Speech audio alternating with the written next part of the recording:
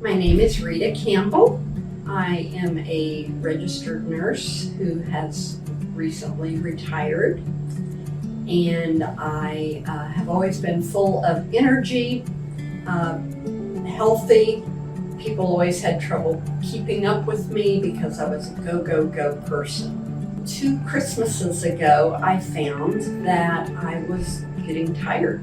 When I told my husband about it and my friends, they all said, yeah, getting older sucks, doesn't it? You just don't have any energy. And I would go, yeah, I guess this is getting older. I was 68 at the time. And then I found that not only was I getting tired, but I was getting a little short of breath. But again, people said, that's just getting older. This is what it's like. And then I saw I needed to start putting my feet up because they were getting swollen. And I went, man, this is getting older. I don't like this at all. And one day I started having some chest pain and told my son, I think maybe you should take me to the hospital just to be checked out because my mother had died of a cardiac event many years ago. So we went to the hospital. And they told me that I had something totally not related to my heart and gave me some pills, and boy, I was feeling much better, except they said we found something a little odd about your heart that we want to check out. So I said, okay. So they wanted to put me in the hospital, which they did. And the next day, Dr. Colligan came in. I'd never met him in my life. And he said that the tests that they had done showed that I had heart failure.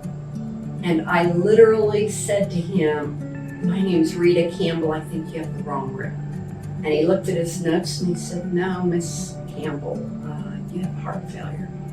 You could have blown me over with a feather. Never ever entered in my mind in a million years that I was in heart failure. So they did lots of tests for the next few days to find out what my ejection fraction was, and I wasn't doing all that great. And I was shocked that my ejection fraction was as low as it was. So I got sicker and sicker. I could at one point not even lift my hand to talk on the phone. I could not walk to the bathroom without my husband propping me up. I could not catch my breath.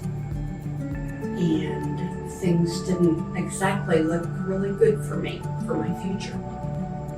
I came in and saw Dr. Colligan pretty often, every week, every Tuesday I came in to see him.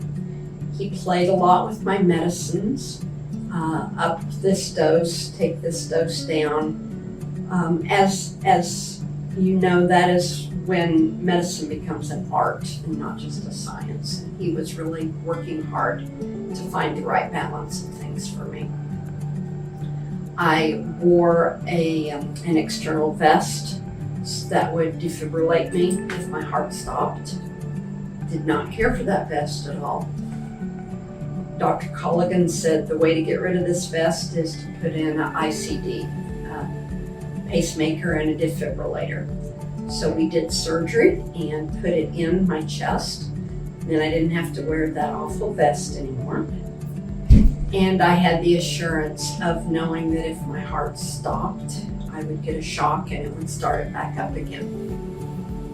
That's still not, of course, the way that a person wants to live. I was starting to do better, but I still wasn't doing all that good. But one day when I saw Dr. Colligan, he said, you know, we have a team approach here, and there is a nurse practitioner that I would like to set her eyes on you and see if there's anything maybe that would be a good idea of something we could do with you that I haven't thought of. Would you be willing to see her? Well, with me being a registered nurse, going to see a nurse practitioner who I would consider a sister nurse, I loved that idea. So I went to see Sonja. She was able to spend a lot more time with me, understandably so, than the cardiologist could. and we really dove in and did a detailed look at all the medicines I was on and what I could do, what I couldn't do. We got a game plan. We talked about nutrition. We talked about the holistic being. But I took all the medicine as I was told I should. And about a year later, I went from someone who couldn't even lift up the phone to talk to someone who felt good enough to go to Europe for 3 weeks. And I went all over England and all over France and walked about 10 miles every day, and I did fantastic. So in my mind, because I was doing so great and I was in remission, why do I need to be on medicine? Made no logical, scientific sense to me. I'm cured. So I first went to Sonja and said, hey, you're telling me I'm in remission, my ejection fraction is great, the size of my heart has gone down to a normal size, I want to stop my medicines. She went, the research shows you really shouldn't do that. But I convinced her, let's at least try a couple of medicines. Let's take the expensive medicine and let's stop it, see how I do. So I did that, and within 4 weeks, I had put myself back into heart failure. She never said I told you so, but I knew that I had made a poor decision. But she had a safety net. She knew, okay, if I go back into failure, we'll do this and this, and we'll get me back out of it, and it worked. And of course, she was talking to Dr. Colligan the whole time. I really appreciated the fact that both of them let me have a say and had input on what I wanted to do. But they were very firm on what was the best decision. I just didn't want to do it. One thing that I was very impressed with in coming to see Sonja, because she's a nurse practitioner who specializes in heart failure, she's extremely knowledgeable. But even more than that, she listened to what I had to say. She listened to my concerns. She listened to the direction I thought I was going, and if I had the wrong feeling about things, or I thought something that wasn't true, she would correct it so that I had good information. But she spent enough time with me that I never felt rushed. The first time I saw her, we were together an hour and a half. She went very detailed into every aspect of my disease process, making sure I understood it. When I was having problems with medications, she would go back to them and adjust things so that it wasn't bothering me to the degree that it originally was. Well, as a registered nurse and a patient, I really recommend that you become as educated on your health condition as you're able to understand. I think it's also very important that you understand all the side effects of all your medicines, because sometimes it's the medicine that's making you feel the way you are, and maybe that if you tell the doctor, they can tweak it. Pay attention to your diet. Don't eat a lot of salty food. That's just going to make you swell up more.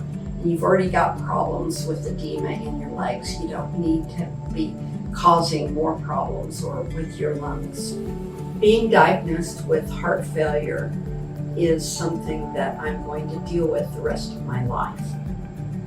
I'm very blessed that I am getting to deal with it as an upright, walking without having trouble breathing person. I'm not in bed with it all the time. But I can't put it on the back burner and totally forget it. I have to remember to take my medicine every day. I have to remember that there's a machine that every day at 4 a.m. is getting a reading from my device. So I do have it in the back of my mind, but it's not controlling my life. And that is a great place to be.